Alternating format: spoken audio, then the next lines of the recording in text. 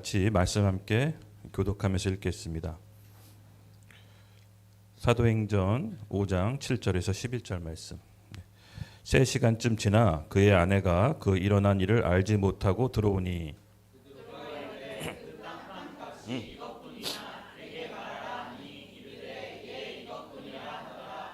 베드로가 이르되 너희가 어찌 함께 꾀하여 주의 영을 시험하려 하느냐. 보라, 내 남편을 장사하고 오는 사람들의 발이 문 앞에 이르렀으니 또 너를 메어 내가리라 하니 그가 베드로의 발 앞에 엎드려져 혼이 떠나는지라 젊은 사람들이 들어와 죽은 것을 보고 메어다가 그의 남편 곁에 장사하니.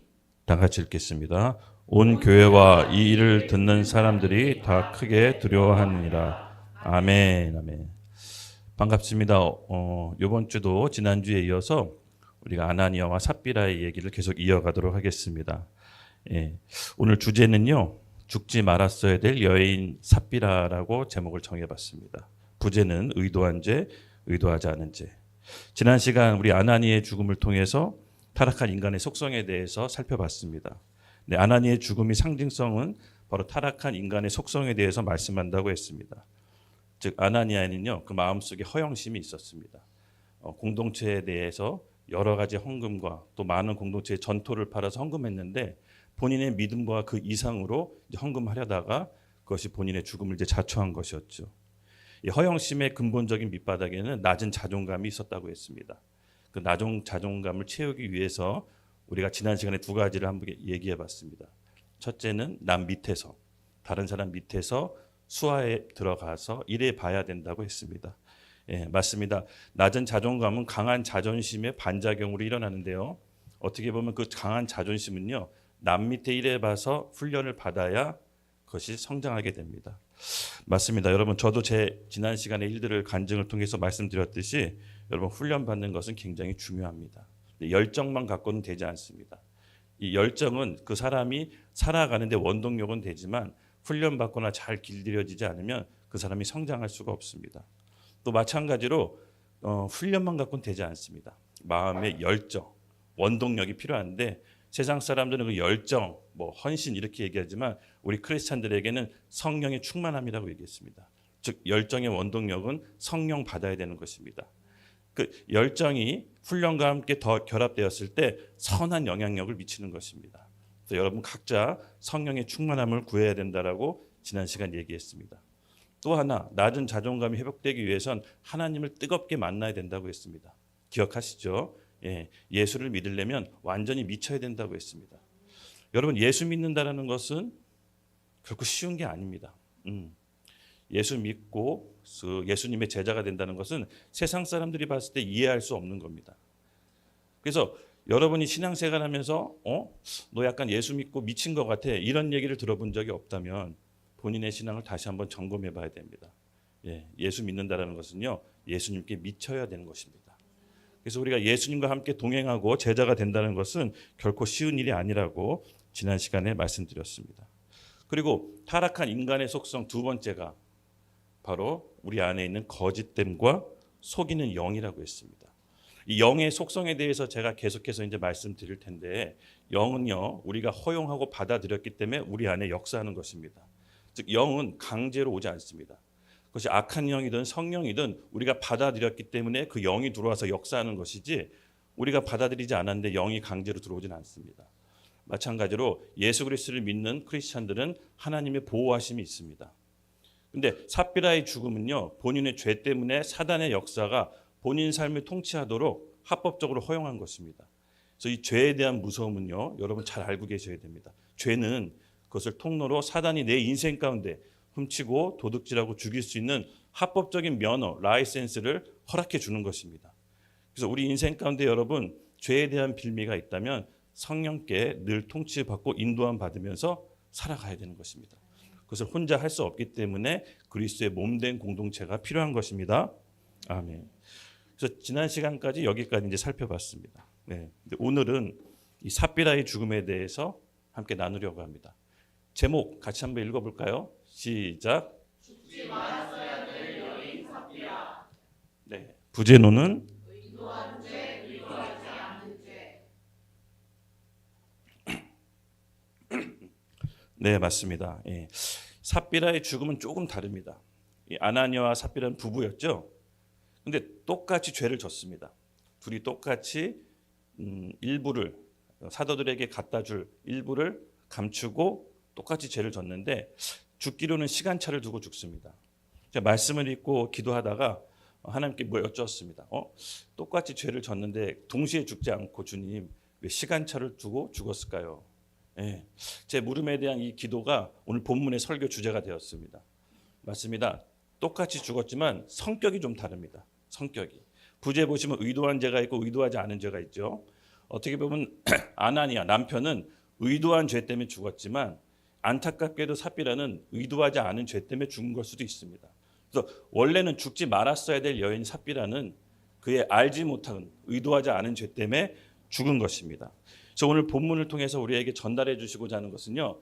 알지 못하는 죄, 의도하지 않은 죄가 얼마나 치명적인 죄로 오는지 우리 함께 나누기를 예수님의 이름으로 축복합니다. 성경은요. 분명히 의도한 죄가 있고 의도하지 않은 죄가 있다라고 얘기합니다. 근데 중요한 것은요. 의도하지 않더라도 그 결과는 치명적인 것입니다. 예, 삽비라의 죽음의 원인은요. 우리가 하나하나 한번 따져보겠습니다. 본문 말씀 7절입니다. 시작. 3시간쯤 지나 그의 아내가 그의 일어난 일을 알지 못하고 들어오니. 아멘. 네. 남편 아나니아가 죽고요. 장사 끝나고 한 3시간쯤 지났습니다. 그리고 아내 삽비라가 들어오죠. 근데 본인이 남편이 죽은지 알지 못합니다. 성경은 알지 못한다고 표현되어 있습니다. 그래서 삽비라는 자기 남편이 죽은지 알지 못한 채 들어왔는데 베드로가 이제 나타나는 거죠. 맞습니다. 여러분, 단순히 자기 남편이 죽은지 알지 못한다는 그냥 말씀 그대로의 뜻도 있지만 이것이 내포가 있는 또 하나의 뜻은 뭐냐면요. 이 사실의 심각성, 즉 하나님께 제물을 일부를 드리고 일부를 감춰서 그것이 얼마나 큰 잘못인지 모르는 영적인 우둔함이 표현되어 있습니다. 예, 맞습니다. 그도 그럴 것이 여러분 삽비라는요. 어떻게 보면 본인의 땅을 팔아서 크게 헌금했습니다. 아마 이 정도 헌금한 사람도 그 공동체에 없을 수도 있습니다. 그러나 하나님께서 오늘 말씀해 주고 싶은 건요. 그것이 일부가 될지라도 그것이 삽비라가 전체 헌신으로 드렸을지라도 하나님께서 온전히 받지 않았다는 것입니다. 즉 누구의 땅을 소유를 팔아간 것이 얼마나 큰지는 모르겠지만 하나님께서는 그것을 통해서 하나님의 기준과 사람의 기준이 다르다는 것을 우리에게 알려주고 싶으신 겁니다. 베드로는 그것이 사람이 속인 게 아니라 하나님을 속였다라고 얘기합니다. 즉 삽비라가 모르고 그랬건 알고 그랬건 그것은 하나님을 속인 거라고 규정짓는 것입니다. 예, 삽비라는요 어떻게 보면 일부를 감춘 것이 큰 죄가 아닐 거라고 생각을 한 줄도 있어요. 네. 왜냐하면 땅 팔아서 헌금한 사람이 태어나서 몇이나 되겠어요. 그렇죠? 본인 딴에는 크게 헌금한 겁니다. 예. 그리고 일부를 감췄다는 것이 감췄다라고 본인이 생각 안 할 수도 있어요. 왜냐? 일부를 감추고 나머지를 드렸으니까. 일부는 내 필요성, 내가 살림살이하는 데 필요한 데 쓰고 나머지를 드렸기 때문에 전부를 드렸다라고 생각한 걸 수도 있습니다. 그러나 이것은요. 하나님의 기준으로 봤을 때는 일부를 드리지 않는 것이 전부를 드리지 않는 거랑 똑같은 것이었습니다. 중요한 것은요. 그 결과는 남편의 죽음과 똑같이 초래했다는 겁니다. 여러분 이 부분에 있어서 우리가 잘 나타내 있는 부분이 있습니다. 성경은요. 몰랐다 그래서 죄를 묻지 않거나 추궁하지 않습니다. 그래서 몰랐다라는 게 여러분 너무 중요합니다. 여러분 예수 믿고 예수님을 적극적으로 저주한 사람 봤습니까? 예수님을 적극적으로 저주한 사람 전 못 봤습니다. 근데 지옥에 왜 갑니까? 예수님이 하나님의 아들인지 몰라서 지옥 가는 겁니다. 그래서 몰랐다는 사실은 그냥 넘어갈 수 있는 사실이 아닙니다. 너무나도 치명적인 겁니다. 그러니까 창세기 때 아담과 하와의 예를 들어보면요. 이 몰랐다는 사실 때문에 그 둘이 어떤 결과를 치르게 되는지 잘 나타나 있습니다. 창세기 3장 6절 함께 읽겠습니다. 시작.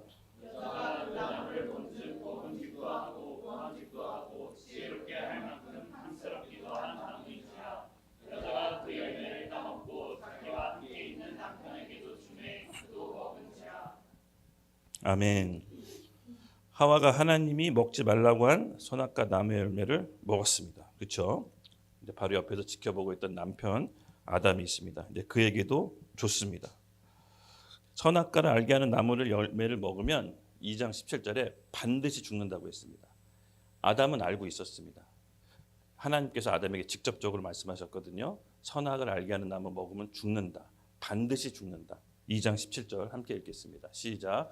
선악을 알게 하는 나무의 열매는 먹지 말라. 내가 먹는 날에는 반드시 죽으리라 하시니라. 아멘. 아담은 알고 있었습니다. 반드시 죽는다라는 하나님의 말씀을. 그리고 하와가 그 나중에 하나님께서 지으십니다. 아담 혼자 있는 게 보기 안 좋아서 돕는 배필을 창세기 2장 후반부에 만드십니다. 그래서 하와는요, 어떻게 보면 뱀의 꼬임에 넘어가서 선악을 먹어서 좀 억울할 수도 있어요. 하나님의 말씀을 직접적으로 못 들어서. 근데 아담은 분명히 하나님의 말씀을 직접적으로 들었습니다. 그리고 그 말씀을 아내에게 전해야 될 의무가 있는 것입니다. 하와는 조금 억울할 수가 있어요. 그렇죠? 왜냐하면 직접적으로 하나님의 말씀을 들은 건 아니었지만 사단의 꾀임에 넘어가서 선악을 알게 하는 나무를 먹었기 때문에. 하지만 몰랐다고 해서 면책되거나 그 형벌이 가감되진 않았습니다. 하나님은 아담과 하와를 똑같이 보셨습니다. 왜? 아담에게 이미 말을 했고 그 말씀대로 기준을 삼으라고 했기 때문에. 아담은 하와에게 잘 전하지 않았던 것입니다. 맞습니다, 여러분. 몰랐다고 해서 그 죄가 가감되거나 면책당하지 않습니다. 그래서 의도하지 않은 죄가 얼마나 무서운 결과를 초래하는지 오늘 우리 삿비라를 통해서 알아야 될 것입니다. 아담이 하와에게 준 그 선악을 알게 하는 나무, 그 나무를 분명히 하나님께서는 먹지 말라고 얘기했습니다. 여러분, 성경은요, 이처럼 의도한 죄가 있고 의도하지 않은 죄가 있다라고 가르칩니다. 이 의도하지 않은 죄의 본질은 뭡니까? 본질은 하나님이 뭘 말씀해 주고 싶은 겁니까? 이 죄는 의도한 죄고 이도는 의도하지 않은 죄야. 그러므로 의도하지 않은 죄는 너가 좀 형벌을 가감해 줄게. 하나님이 그걸 물으시는 게 아닙니다. 뭐가 의도한 죄인지 뭐가 의도하지 않은 죄인지를 가르쳐 주려고 하는 게 아닙니다. 하나님 말씀에 불순종한 게 죄라는 것을 가르쳐 주고 싶으셨던 겁니다. 그래서 우리는 이 하나님 말씀이 우리 가운데 확신이 기준이 서지 않으면 우리도 모르게 의도하지 않은 죄를 범할 수 있다는 겁니다. 죄의 유무를 떠나서 그 말씀 자체에 불순종한 게 죄라는 것을 가르쳐 주고 싶었던 것이지, 죄가 의도하건 의도하지 않았건 거기에 따라서 경중이 달라진다, 이걸 따지려는 것이 아닙니다. 뭐 세상적으로 봤을 때는 미필적 고의라고 해서 고의로진 죄를 더 가중 처벌합니다. 그렇지만 하나님의 기준은 그것이 아닙니다. 설사 네가 몰랐다 할지라도 그 결과의 죄는 심각하다라는 것입니다. 창세기 3장 12절 말씀 함께 읽겠습니다. 시작.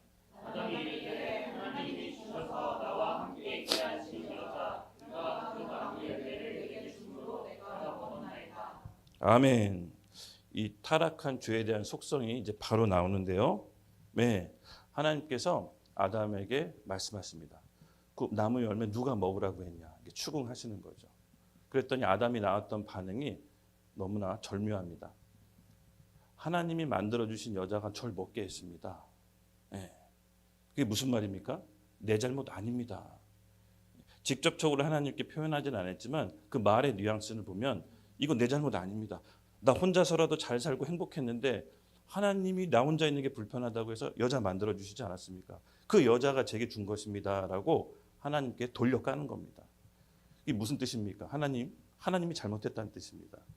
여러분, 모르고 했던 죄도 그 결과는 참혹합니다. 아담과 하와는 에덴 동산에 쫓겨 하나님과 분리돼서 영원히 고통받으며 죽음에 이릅니다. 그 둘은 죽는 존재가 아니었습니다. 하나님과 함께 있을 때 모든 공급의 원천을 공급받고 에덴 동산에 있는 모든 공급을 받으면서 살아가는 존재였습니다. 먹고 살려고 일하는 존재도 아니었습니다. 에덴 동산에서 있는 것들 이름을 지어주고 에덴 동산의 시스템을 전 지구적으로 확장시키는 게 본인의 사명과 일이었습니다.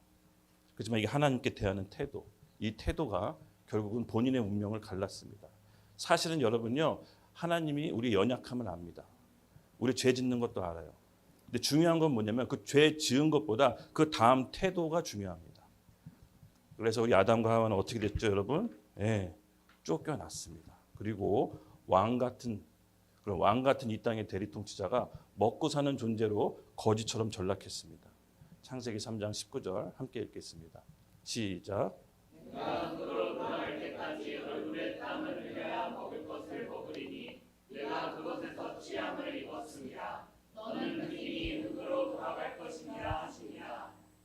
아멘. 예, 그들은 더 이상 하나님께 받는 공급을 받으면서 살 수가 없었습니다. 땀 흘려 먹고 살아야 되는 존재가 됐습니다. 결정적으로 흑인이 흑으로 돌아간다. 죽음이 왔습니다. 인간 세상에 죽음이 들어왔습니다. 원래 죽는 존재가 아니었습니다. 하나님과 영원히 사는 존재였는데 죽음이 왔습니다. 이들이 몰랐다고 해서 그 죄가 얼마나 처참한지 몰랐을 겁니다. 본인들도. 알았다라면 그렇게 하지 않았을 텐데 이들도 몰랐습니다. 그래서 여러분, 모르고 지은 죄, 의도하지 않은 죄는 성경적으로 봤을 때 치명적인 결과를 낳는 것입니다. 이것이 성경에서 말하는 의도하지 않은 죄의 경고인 것입니다. 그래서 삽비라가, 여러분 맞습니다. 남편이 숨겨놓은 거 저는 알았다고 보지만 이 베드로가 추궁하고 물어볼 때는 사실 베드로가 기회를 주는 겁니다. 기회. 너가 어떻게 고백하고 어떻게 나오느냐에 따라서 저는 삽비라는 죽지 않아도 될 여인이었다고 봅니다. 그러나 삽비라는 본인의 생각을, 본인의 기준을 꺾지 않았습니다. 그렇죠? 네, 이게 전부입니다라고 얘기해 버렸습니다. 그 결과 삽비라는 죽었죠. 맞습니다, 여러분. 하나님은요, 우리에게 불순종한 것이 죄라는 걸 가르쳐 주고 싶은 것이지, 의도하지 않은 죄는 경하고 의도한 죄는 중하다, 이걸 가르쳐 주려고 하시는 분이 아니었던 것입니다. 믿으시죠? 아멘. 8절 함께 읽겠습니다. 시작. 베드로가 이르되 이 땅 판값을 이것뿐이냐 내게 말하라 하니 이르되 예 이것뿐이라 하더라. 아멘. 이 삽비라의 죽음 두 번째 원인, 바로 하나님과 다른 인생관, 하나님과 다른 기준입니다. 무슨 뜻이냐? 지금 얘기했습니다. 베드로가 이 땅이 판 것이 이것뿐이냐. 베드로가 여러분 몰랐을까요? 땅 판 걸 숨긴지? 아니요. 베드로는 이미 남편이 아나니아가 자신의 그 재물을 숨긴 걸 알고 죽었다는 걸 알고 있었기 때문에, 삽비라도 같은 부부였기 때문에 알고 있었습니다. 돈을 숨긴지. 근데 알고 물어본 것입니다. 알고 물어본 것은 왜 그렇습니까? 사실은 삽비라에게 기회를 준 겁니다. 바른 대로 얘기했을 때 사실은 삽비라는 살 수가 있었던 것입니다. 근데 여기에 삽비라가 뭐라고 대답합니까? 예, 이것뿐이더라. 예, 이게 뭐냐면요, 공손한 태도로 대답한 게 아니에요. 약간 뻔뻔한 태도. 그것뿐 다야? 그게 전부 다야. 왜 날 못 믿어? 내가 줬잖아. 뭐 이런 태도입니다. 근데 여러분, 이 태도는요, 사실은 하나님께 대하는 태도인 것입니다. 베드로는 성령의 충만함을 입었습니다. 그러니까 본인 생각으로 얘기한 게 아니라 하나님의 성령의 감동으로 얘기한 것입니다. 삽비라는 본인 그 태도가 본인에게 죽음에 이르게 한지를 아마 몰랐을 것입니다. 맞습니다. 또 한 가지는 삽비라도 본인이 아마 전부 다 드렸을 거라고 생각할 수도 있습니다.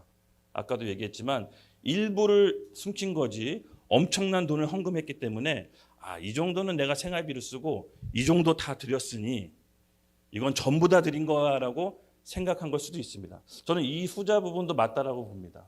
근데 하나님 보시기에는 그것은 불순종이었던 것이죠. 전부가 드리지 않는 것은 하나님 입장에서는 불순종입니다.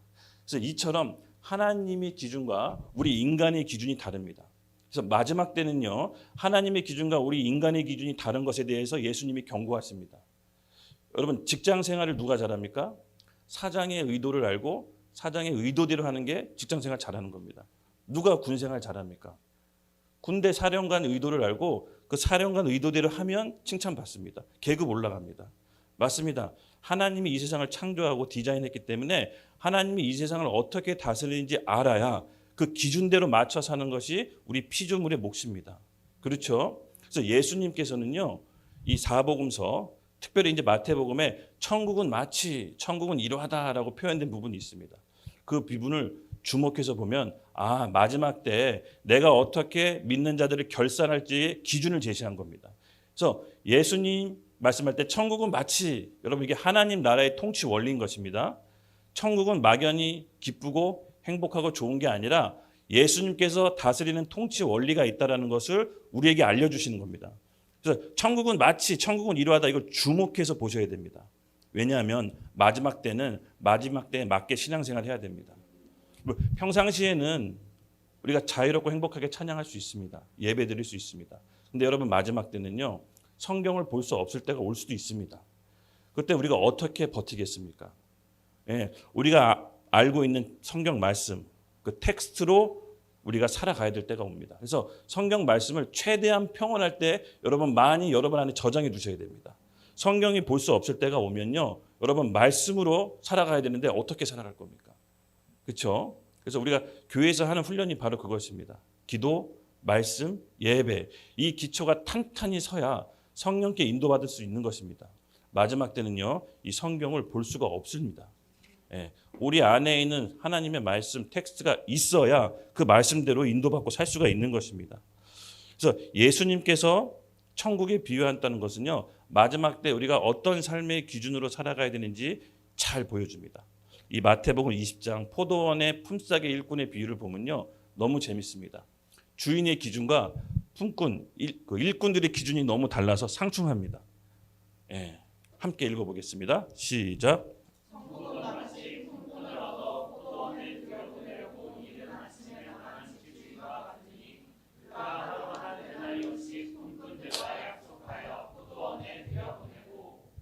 또 제3시에 나가보니 장터에 놀고 서 있는 사람들이 또 내 있는 자라. 그들에게 이르되 너희도 포도원에 들어가라. 내가 너희에게 상당하게 주리라 하니 그들이 가고 제6시와 제9시에 또 나가 그와 같이 하고 제10시에도 나가보니 서 있는 사람들이 또 있는지라. 이르되 너희는 어찌하여 종일토록 놀고 여기 서 있느냐. 이르되 우리는 품꾼으로 쓰는 이가 없느니라. 이르되 너희도 포도원에 들어가라 하리라. 저물매 포도원 주인이 청지기에게 이르되 품꾼들을 불러 나온 중 하여 먼저 나온 자까지 싹을 주라 하니 제10시에 온 자들이 와서 한 데나리온씩 받거늘 먼저 온 자들이 와서 더 받은 줄 알았더니 그들도 한 데나리온씩 받은지라. 받은 후 집 주인을 원망하여 이르되 나중 온 이 사람들을 1시간밖에 일하지 아니하였거늘 그들을 종일 수고하며 더위를 견딜 우리와 같게 하였나이다. 주인이 그 중에 한 사람에게 대답하여 이르되 친구여 내가 내게 잘못한 것이 없노라. 내가 나와 한 데나리온의 약속을 하지 아니하였느냐. 내 것이나 가지고 가라. 나중은 이 사람에게 너희 같이 주는 것은 내 뜻이니라. 내 것을 가지고 내 뜻대로 할 것이 아니냐. 내가 선함으로 내게 악하다고 보느냐. 이와 같이 나중된 자로서 먼저 되고 먼저 된 자로서 나중 되니라. 아멘, 아멘. 여러분 굉장히 재미있는 장면입니다. 어떠한 주인이 포도원에 가꿀 일꾼들을 길에서 섭외합니다. 그리고 한 데나리온씩 주기로 약속을 합니다. 그렇죠? 근데 이제 일이 다 끝나고 품삯을 이제 계산하려고 하는데 먼저 온 품꾼들이 불만을 제기합니다. 아니 나중에 온 사람들이 왜 저랑 임금이 같습니까? 합리적인 대답일 수 있습니다. 그렇죠? 먼저 온 사람들이 일을 더 많이 했고 나중에 온 사람들은 일을 더 적게 했는데 그들보다 돈을 더 먼저 주든지 아니면 그들보다 나보다 적게 주든지 뭐 이렇게 차별이 있어야 되는데 아니 어떻게 1데나리온 같이 줍니까? 그랬더니 주인이 하는 말이 기가 막힙니다. 너 나랑 처음부터 1데나리온 받고 일 시작한 거 아니냐? 그럼 그 1데나리온만 받아라. 나중에 온 자가 뭐랑 무슨 상관이냐? 나는 1데나리온 갖고 너랑 계약했다. 그랬더니 이 사람이 비난합니다. 강하게 더 비난을 하죠. 근데 여러분 잘 생각해 보십시오. 이 뜻에서 무엇을 우리에게 가르쳐 주려고 하십니까? 예수님께서 천국은 마치 이와 같이 된다라고 얘기합니다. 천국은 막연한 곳이 아닙니다. 천국을 다스리는 통치 원리가 있는 것입니다. 그래서 예수님의 천국의 수장이고 주인이고 왕인 것입니다. 예수님께서 이 땅이 천국이 임할 때 이렇게 다스린다라고 얘기하는 겁니다. 그래서 여러분 주인의 생각을 오해하면 안 됩니다. 예수님은 너희들이 오해하지 말라라고 비유를 알려주신 겁니다. 뭡니까? 원래 직업 없이 길에서 떠돈 너희를 내 은혜로 너희를 구원했는데 그걸 잊어버리고 지금 저 사람하고 똑같이 받았다고 한탄하느냐, 나한테 불만하느냐, 이 얘기를 하는 겁니다. 하나님의 구원은 차별이 없는 것입니다. 처음 온 자, 나중 온 자 모두에게 은혜를 베풀어 주시고 한 명이라도 떨어지지 않도록 구원하시는 게 아버지 하나님의 뜻입니다. 근데 먼저 구원받은 자들이 나중 구원받은 자들을 쟤네 나중 구원받았는데 왜 나랑 같은 조건이지? 불만을 제기하는 게 예수님께서는 천국은 그렇지 않다라는 겁니다. 너희들도 원래 실업자였잖아. 너희들도 원래 길에서 떠도는 사람이었잖아. 내 은혜로, 내 전적인 은혜로 너희가 품꾼이 돼서 내가 돈을 줬는데 그것이 불만을 갖는다는 건 나한테 해당되지 않는다라고 얘기하는 것입니다. 마찬가지입니다. 여러분, 삽비라도요 똑같습니다. 하나님의 의도를 아마 몰랐을 겁니다. 본인은 이렇게 많이 헌금을 했기 때문에 일부 감춰도 이 정도는 괜찮겠지, 이 정도는 전부 다 드린 걸로 착각을 한 걸 수도 있습니다. 하지만 하나님께서는 그렇게 보지 않습니다. 전부를 다 드리는 것이 하나님 나라에 합당한 것이었습니다. 맞습니다. 여러분, 여기서 우리는 하나님의 나라와 천국의 원리를 막연하게 갖는 것이 아니라 예수님께서 말씀하신 천국의 원리를 잘 귀다듬어 들어야 됩니다. 왜냐하면 마지막 때는 예수님의 말씀으로 결산하기 때문입니다. 동일하게 마태복음 여러분 25장 아시죠? 달란트 비유. 이 달란트 비유도 마지막 때 우리를 어떻게 결산하는지 세 가지 비유를 보여주십니다. 근데 이 세 가지 비유 중에 달란트 비유 있죠? 5달란트, 2달란트, 1달란트. 여러분 혹시 이거 기억나십니까? 5달란트 받은 사람은 5달란트 남겨서 칭찬받습니다. 그 2달란트 받은 사람은 2달란트 받아서 2달란트 남겨서 칭찬받습니다. 근데 1달란트 받은 사람은 그 달란트 받은 거 고스란히 땅에 감추어졌다가 나중에 주인이 오서 내밀었습니다. 그때는 뭐라고 했죠? 그 주인이 악하고 게으른 종이라고 했습니다. 1달란트 손해 본 것도 아니고 그냥 감춰뒀다가 주인 왔을 때 드렸는데 악하고 게으르다고 합니다. 주인의 기준으로 봤을 때는 아무것도 하지 않은 게 악하고 게으른 겁니다. 그래서 이렇게 얘기하면 너가 뭐 은행 같은 데 맡기면 이자라도 받았을 텐데 그것조차 하지 않았다라고 하면서 악하고 어두운 데 슬피 우는 데 이를 가려고 합니다. 여러분, 주인이 우리 인생을 결산할 때는 우리의 생각대로 사는 게 아닙니다. 예수님이 우리를 어떻게 결산할 건지 성경 말씀을 통해서 기준을 잡아야 됩니다. 여러분이 각자 받은 달란트가 있습니다. 그렇죠? 그것을 감추거나 숨기고 활용하지 않는 것이 아니라 적극적으로 성령의 충만함을 받아 열정적으로 하나님 나라를 위해서 사는 것입니다. 손해를 봤다고 혼내는 거 아닙니다. 아무것도 하지 않은 걸 갖고 혼내키는 겁니다. 하나님 나라를 위해서 열정적으로 살다가 손해 볼 수 있습니다. 가족을 잃어버릴 수 있습니다. 재산을 잃어버릴 수 있습니다. 하나님께서 그것을 추궁하는 게 아닙니다. 아무것도 하지 않은 그 열정이 없는 것을 하나님께서 추궁하시는 겁니다. 맞습니다, 여러분. 우리가 마지막 때는요, 내 생각 기준대로 사는 것이 아니라 성경 말씀, 예수님의 말씀의 기준대로 살기를 예수님의 이름으로 축복합니다. 네. 그래서 우리는 이 말씀에 정확하게 무엇을 얘기하고 있는지를 잘 알아야 되는 것입니다. 지금부터 여러분들 안에서 내 생각, 내 기준이 있었다면 여러분 내려놓으셔야 됩니다. 저는 먼저는 기도라고 봐요. 기도.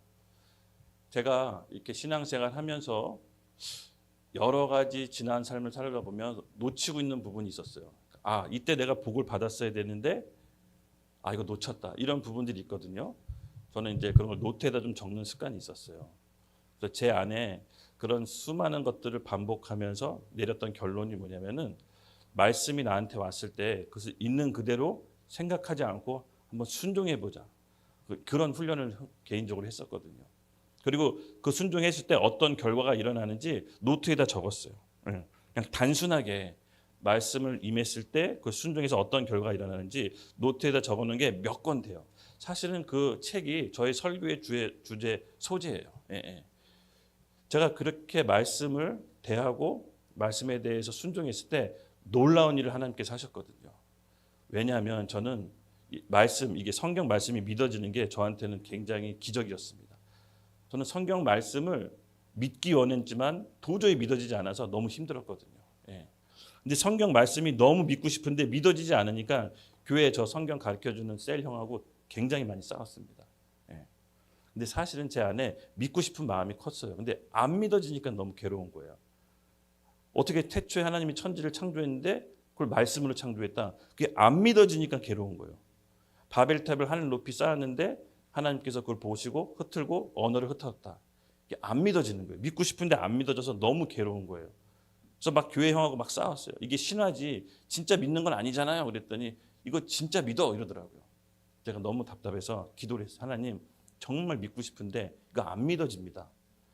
근데 정말 신기하게 초자연적으로 정말 꿈에서 엄청난 큰 합창단 소리하고 엄청나게 강한 빛이 왔는데 제가 그걸 보자마자 하나님인 줄 알겠더라고요. 그래서 무릎 꿇고 엉엉 울었어요. 살려달라고. 그러니까 어떤 강력한 초자연적인 임재가 임했을 때 제가 받은 느낌 아직도 생생한데 나 죽었다였어요. 그냥 어떤 변명이 안 되는구나. 근데 안심이 되더니 저를 이렇게 안아주는 느낌, 포근한 느낌이 좀 있다가 들더라고요. 그리고 제가 그 빛을 바라봤는데 저를 해치지 않는다라는 감동을 받았어요. 그리고 나서 여러분 진짜 거짓말처럼 성경이 믿어졌어요. 이 안 믿어지는 성경이 믿어지니까 너무 감사한 거예요. 안 믿어지는 성경이 믿어지니까 이거를 밥 먹을 때도 읽었어요. 자기 전에도 읽고 가게 갔다 와서 일할 때도 믿고 읽고 너무 소중하니까. 그리고 이 성경에 내 모든 문제에 답이 있다라고 믿었어요. 그 신기하게 문제가 있을 때마다 성경을 보면은 어떻게 풀어야 되는지 말씀을 통해 조명해 주셨어요. 아까 포도원 비유도요. 제가 직장의 직원들 월급 측정할 때 그 기준으로 했던 거예요. 예. 그러니까는 어떤 문제가 봉착했을 때 말씀이 이 안에 모든 문제에 답이 있다는 믿음으로 말씀을 보셔야 돼. 예. 그 믿음 없이 보면요. 그냥 일반 도서, 윤리, 도덕책이에요. 그 정도의 책을 하나님께서 주신 게 아니에요. 내 문제의 모든 답, 이 말씀에 있다라고 믿고 보셔야 돼. 그러면 나한테 꼭 필요한 말씀을 조명해 주세요. 그리고 그 말씀대로 무식하게 그냥 단순하게 순종하면 열리지 않는 길이 열립니다. 예. 그래서 여러분들이 이것을 같이 함께 해 나가셔야 돼. 마지막 때는 말씀에 순종해서 사는 삶이 있어야 됩니다. 성경을 관념적으로 머리로만 이해하는 것은요, 치명적인 사단의 덫 올감이에요. 머리로 깨닫고 이해한 것이 믿었다고 착각하게 만드는 게 사단의 덫이에요. 말씀이 임했다면 여러분 그대로 순종해야 됩니다. 하나님의 말씀은요, 하나님의 임재예요. 하나님의 임재, 말씀하셨는데 안 들었다. 여러분 이거 굉장히 심각한 겁니다. 삽비라가 왜 죽었습니까? 하나님의 말씀이 임했는데 안 들은 거예요. 안 들은 거예요. 그래서 말씀을 많이 아는 것보다 한 구절이라도 여러분 삶 속에서 이루셔야 돼. 오늘 말씀 한 구절을 받았다면 그걸 이루셔야 돼. 이룬다는 게 뭡니까? 이룬다는 게 말씀 듣고 한두 번 순종했다가 그게 이룬 게 아니에요. 내 삶에 체화돼서 습관적으로 그 말씀을 순종할 때까지 이루는 거예요. 그게 이루는 거예요. 그 훈련을 여러분 하셔야 돼요. 그 훈련이 되셔야 여러분들이 믿음의 반석 위에 우뚝 서서 풍파가 비바람이 몰아칠 때도 여러분의 신앙이 흔들리지 않을 것입니다. 제가 밥 먹을 때, 잘 때 이 말씀 계속 읽으니까 너무 소중하니까 계속 읽으니까 저희 형이 그만 좀 해라. 밥 먹을 땐 밥만 봐라. 밥만 먹어라.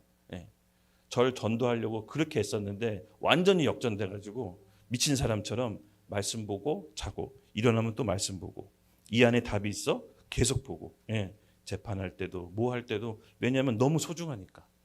너무 소중하니까. 그 말씀 가운데 여러분이 인생을 걸으셔야 돼요. 말씀이 육신이 되어 우리 가운데 거하심에 그 말씀이 누굽니까? 예수 그리스도. 그 말씀이 진리의 영이 성령께서 조명해 주십니다. 우리에게 꼭 필요한 말씀 생각나게 하고 깨닫게 하고 가르치시고 영원히 함께한다. 여러분 이것만큼 좋은 게 어디 있습니까? 예수님께 뱉은 것이길 예수님의 이름으로 축복합니다. 전에 보이지 않는 시각으로 세상이 보이기 시작할 겁니다. 담대해질 겁니다. 두려워하지 않게 될 겁니다. 사실 예수님 믿고 성령 충만하면 별로 두려운 게 없어요. 진짜로 그래요. 이 마음에 있는 열정, 성령이 주는 열정. 그러니까 세상이 주는 열정 말고 내가 막 끌어올려서 그러는 열정 말고 내 의지, 내 혼이 부리는 열정 말고 성령이 내 가운데 오셔서 오는 열정은요 식지 않아요. 식지 않는 원자력 발전소 같아요. 여러분 그 성령을 받으시길 예수님의 이름으로 축복합니다. 9절 함께 읽겠습니다. 베드로가 이르되 너희가 어찌 함께 꾀하여 주의 영을 시험하려 하느냐. 보라 내 남편을 장사하고 오는 사람들의 발이 문 앞에 이르렀으니 또 너를 메어 내가 하리라 하니. 아멘. 아멘.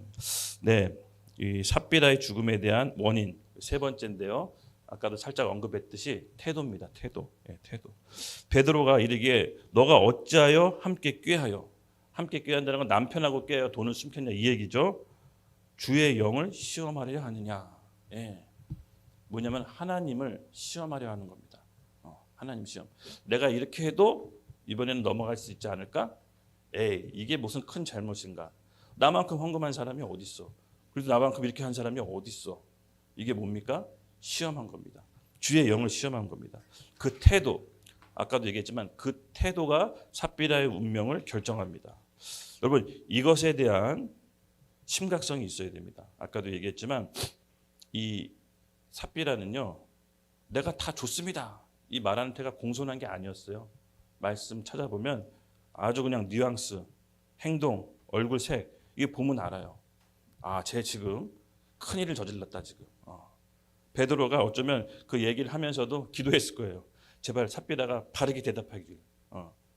근데 여러분 아시다시피 삽비라는 그 태도에서부터 이미 어긋나 있습니다. 이 태도가 본인의 죽음을 결정짓게 됩니다. 여러분 우리의 연약함, 죄성 하나님이 다 아시죠? 다 아세요. 근데 정말 감추고 싶은데 하나님이 들춰낼 때가 있어요. 들춰낼 때가 있어.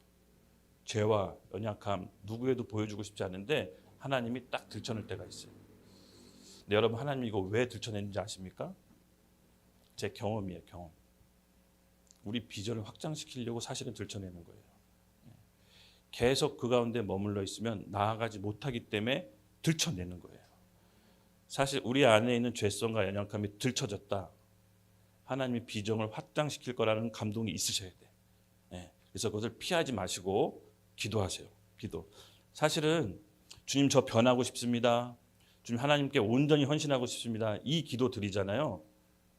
이 기도 드렸을 때 마음을 싹 바꿔서 하나님께 어느 날 갑자기 헌신하고 싶은 마음, 믿음을 충만히 주시는 게 아니에요. 물론 그렇게 주실 수도 있어요. 하나님은 불가능한 분이 아니시기 때문에. 근데 대부분 내 경험상 그런 기도를 알고 했건 모르고 했건 그 기도를 드리잖아요. 하나님이 절묘하게 어떤 사건을 만들어줘요. 어떤 계기를 만들어줘요. 나중에 생각해보면 이게 내가 기도 이렇게 했었기 때문에 벌어졌구나라는 걸 뒤늦게 깨달아요. 그래서 여러분 가운데 어떤 죄나 연약함이 절대로 남에게 보여주고 싶지 않은 것이 누군가에게 드러나게 됐다. 여러분 기도 응답이에요. 하나님께서 뭔가를 나타낼 때, 들춰낼 때 여러분 하나님이 다 계획이 있지 않겠습니까? 우리가 고백하잖아요. 하나님은 선하시다. 하나님이 우리를 낙담시키고 실패자로 만들려고 해서 들춰내는 게 아니라 그 다음 계획이 있다는 거예요. 우리의 죄와 연약함을 드러내실 때는 하나님이 우리 인생 가운데 확장을 이루기 위해서 하시는 거예요.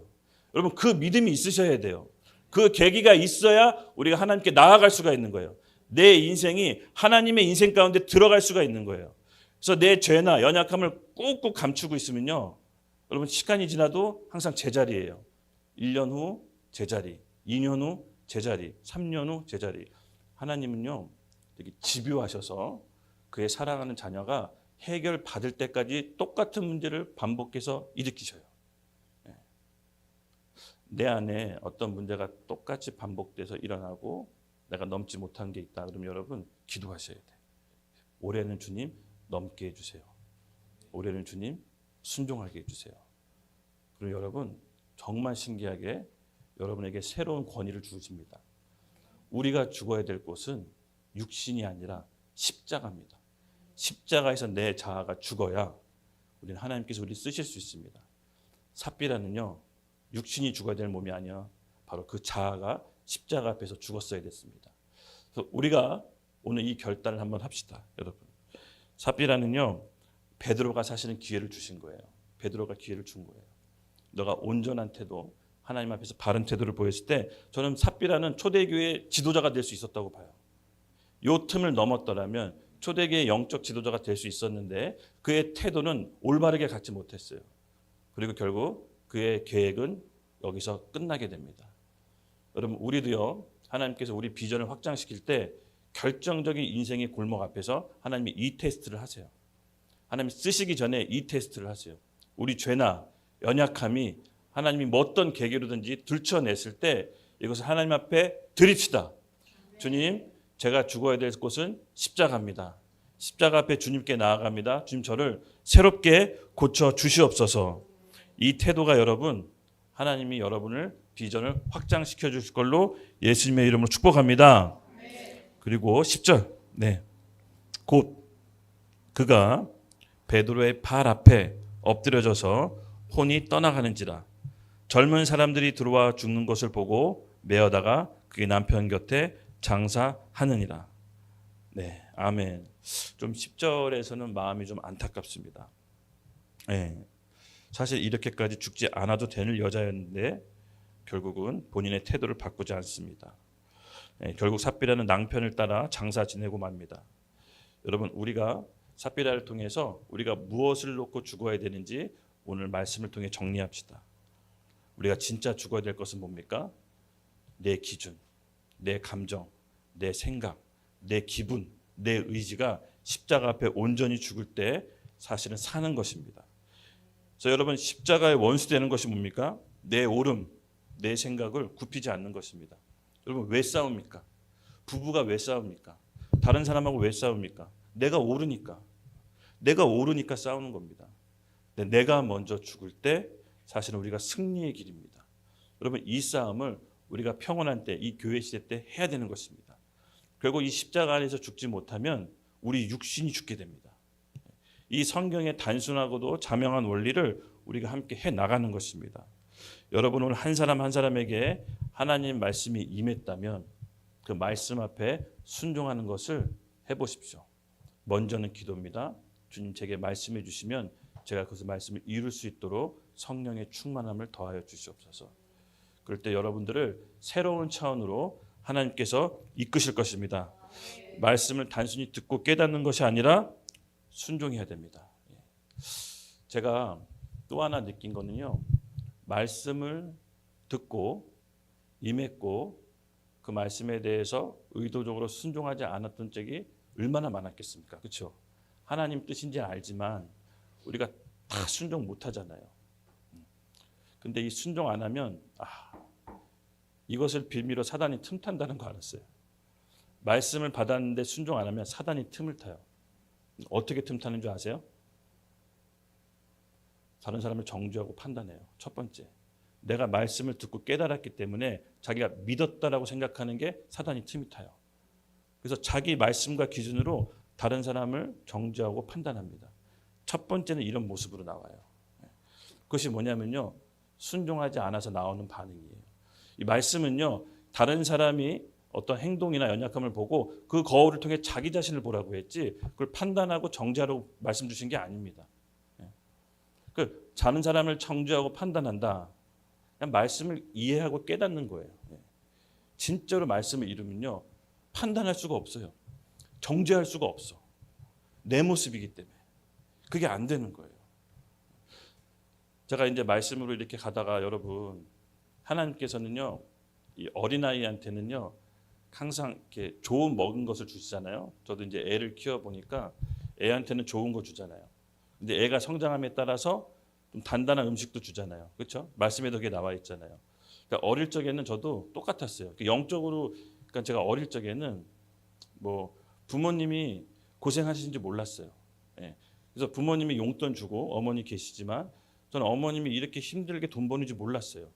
그러니까 아버지가 이렇게 힘들게 돈 버는지 몰랐어요. 그냥 원래 이렇게 달라는 대로 돈을 주니까 원래 집이 돈이 많은 줄 알았어요. 가난했지만. 근데 철없을 때는 그냥 그렇게 행복하게 살아요. 근데 조금 철이 들고 학교 다니고 몸이 커지면 부모님이 어떻게 일하는지 보잖아요. 어머니가 어떻게 돈 버는지 보잖아요. 자기보다 한참 나이 어린애한테 굽신거리면서 돈을 벌잖아요. 아버지가 직장에서 어떻게 돈 버는지 알잖아요. 자기보다 어떻게 보면 거래처 사람들한테 굽신거리면서 돈 버는지 알잖아요. 그러면서 인생이 심각해지잖아요. 내가 번 돈, 내가 받은 이 돈이 우리 부모님이 다른 사람 앞에 허리 굽신거리고 비열하게 하면서도 번 돈이구나. 이걸 이제 깨닫잖아요. 그러면서 철이 들잖아. 그렇죠? 철이 든단 말이죠. 그래서 인생이 심각하다는 걸 그제서야 깨달아요. 마찬가지예요, 여러분. 우리가 영적으로 어릴 때는 하나님은 우리에게 좋은 걸 주세요. 희망찬 말씀을 해주세요. 격려해 주세요. 근데 우리의 영적으로 성장하다 보면 거기에 맞는 말씀을 주세요. 그래서 말씀 받는 게 여러분 굉장히 무서워요, 사실은. 분명히 말씀은 이렇게 얘기했어요. 예수님께서 나 따라오려면 너 형제, 부모, 자식까지 모른다고 해야 된다. 너 전터 버리고 나 따라와라. 따라올 수 있겠냐? 말씀을 받는다는 건 무서운 거예요. 말씀을 안다라는 건 무서운 거예요. 지켜야 되는 거예요. 예수님의 말씀을 지켜야 되는 거예요, 여러분. 그래서 우리의 성장에 따라, 영적인 성숙에 따라서 하나님 주시는 말씀의 강도가 다른 거예요. 어릴 적에는 그냥 주세요. 행복하고 잘 살 수 있도록, 신앙이 떨어지지 않도록 행복한 말씀을 주세요. 근데 영적으로 성장하면 계속 그런 말씀을 주시지 않는 거라고요. 예수님이 뭐라고 했어요? 예수님이 집에서 그 사람들 가르칠 때 그 예수님의 제자들이 보소서 우리 주님의 어머니와 형제들이 왔습니다. 근데 예수님이 뭐라고 얘기하세요? 누가 내 부모고 내 형제냐? 아버지 뜻대로 해야 내 부모고 내 형제고 자매다. 예수님의 말씀의 강도를 자세히 보시면요, 오히려 말씀 있는 게 부담스러워져요. 제가 예수님 믿고 신앙생활 하면 점점 부담스러워진 말씀만 보여주세요. 와, 이 말씀을 듣고 내가 따라야 되는데 말씀 그만 봐야지. 뭐 이런 쪽도 있어요. 어느 순간부터 그런 말씀만 보여주세요.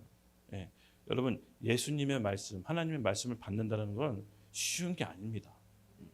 받고 그대로 따르지 않으면 내 안에 이분법적인 생각이 들어요. 이거는 상징적인 거야. 이건 그렇게 따르지 않아도 되는 거야. 이건 그냥 그 시대의 상징으로 말씀하신 거지 실제로 나한테 준 게 아니야 라고 본인도 이분법적으로 생각하게 돼요. 이게 사단이 틈을 타는 거예요. 사단이 틈을 타는 거예요. 제가 말씀을 듣고 행하지 않았을 때 이 사단이 틈이 내한테 있었습니다. 그래서 이거는 그냥 상징적인 거지 실제로 지키란 말씀이 아니야 라고 내 스스로 이제 합리화하는 거죠. 근데 성령께서 이렇게 얘기했어요. 저한테. 너 내가 말한 거 그냥 쉽게 걸러듣거나 지나치지 마라. 우리 아버지가 누게리병을 오랫동안 병상에서 누워 계셨잖아요. 근데 아버지가 저희 고모 삼촌들을 용서하지 않았어요. 용서하지 않았어요. 저 그 누게리병이 왜 왔는지 알아요. 왜 어른들이 그냥 화병이라고. 화병이에요, 황. 그 병이 걸리지 말았어야 되는데 아버지는 용서하지 않았어요. 그 끝내 용서하지 않는데 제가 아버지한테 가서 아버지, 형제 미워하면 살인한 죄입니다. 살인한 죄입니다. 아버지 이렇게 가면 지옥 갑니다. 너 왜 나한테 지옥 간다 그러냐? 저한테. 아버지 말씀대로 하면 지옥 가. 아버지 삼촌 미워하잖아요. 고모 미워하잖아요. 너 왜 자꾸 나한테 와서 지옥 간다 그래? 오지 마라 막 이랬어요. 근데 저는 할 수밖에 없는 거예요. 할 수밖에. 물론 제가 그렇다 해서 모든 사람을 다 미워하지 않냐? 그건 아니었어요. 나한테도 해당되는 말이었어요. 근데 그만큼 내가 보기 싫은 말씀을 보여주세요. 그래서 아버지 누게리병에서 사지 이렇게 움직이지 못하는 아버지가 병상에 누워 있으면 계속 찾아가서 먹이했어요. 아버지도 힘들었을 거예요. 저도 괴로웠어요. 근데 영원히 죽음 후에 천국과 지옥이 확실히 있다는 걸 아는데 그걸 얘기하지 않을 수가 없잖아요. 그렇죠? 아버지 나중에 한번 오지 말라 그러더라고요. 너 이놈의 새끼 오지 마라. 왜냐하면 말은 할 수 있으니까. 그래서 나중에는 아버지가 예수님을 절묘하게 꿈을 꾸고 받아들이세요. 이 꿈이 너무 초자연적이었어요. 본인이 재판장 앞에 섰는데 원래 시작은 어떻게 됐냐면은 우리 형한테 2천만 원 빨리 갖고 오라고 그러시더라고요. 형이 면회를 갔는데 2천만 원 며칠까지 갖고 와라. 그래서 아버지 병원에 계신데 2천만 원이 무슨 어디다 쓰시게요? 그랬더니 재판관한테 줘야 된대요. 근데 아버지가 꿈을 꾸셨어. 꿈을. 그 꿈이 실제처럼 느껴졌던 거예요. 그러니까는 재판관 앞에 꿈에서 섰는데 그 정육점 가면 쇠 갈고리 있잖아요. 고기 걸어놓는 거. 그 고리에 사람들이 걸려서 재판관 앞에 이렇게 오는 거예요. 그러면서 빈 고리가 딱 재판관 앞에 서더니 아버지한테 며칠까지 돈 안 갖고 오면 너 이 고리에 걸려야 된다라고 한 거예요. 아버지가 충격을 받으신 거예요. 그래서 지금 며칠인지는 잘 기억나진 않지만 형한테 그 돈을 빨리 갖고 오라고 한 거야. 꿈에서 깨서. 형하고 저희 갔어요. 아버지랑. 아니 무슨 돈이 뭐 필요 있습니까? 그랬더니 자기 며칠까지 재판관한테 돈 줘야 된다. 그래서 아버지가 돌아가신 지 얼마 안 남아서 헛것이 보이는구나 이렇게 알았어요. 드디어 헛것이 보이는구나. 근데 그게 아니에요. 내 말 안 들어! 막 이러면서 빨리 갖고 와서 지금 뭔가 아버지는 정신이 멀쩡한데 그래서 봤더니 아버지가 꿈 얘기를 하시더라고. 나 이런 꿈 꿨다. 이런 꿈 꿨다. 근데 정말 놀랍게요. 아버지가 예수님을 영접하셨어요. 제가 기도하고 병상에 간 아버지한테 아버지 예수님 구주를 영접하시겠습니까? 아버지가 하겠다고 하더라고요. 근데 그 영접하는 그 날이 재판관한테 돈 갖다 주기로 한 날이었어요. 제가 아버지한테 혹시 재판관이 꿈에 나와서 돈 달라고 하면 예수님이 죄값을 다 치렀습니다. 다 갚았습니다고 얘기하라고. 아버지가 알겠다라고. 그리고 우리 아버지가요, 그 거기 병상에서 침례를 받으셨어요. 예. 그리고 그렇게 돌아가시고 저희 온 가족이 30년 만에 다 예수를 믿게 됐습니다. 작은 형이 처음으로 예수님 믿고 온 가족이 예수님 믿는 게 30년 정도 걸린 것 같아요. 주 예수를 믿어라. 그리하면 너와 내 집이 구원을 이루란 말씀이 작은 형을 통해서 온 집안이 성취됐습니다.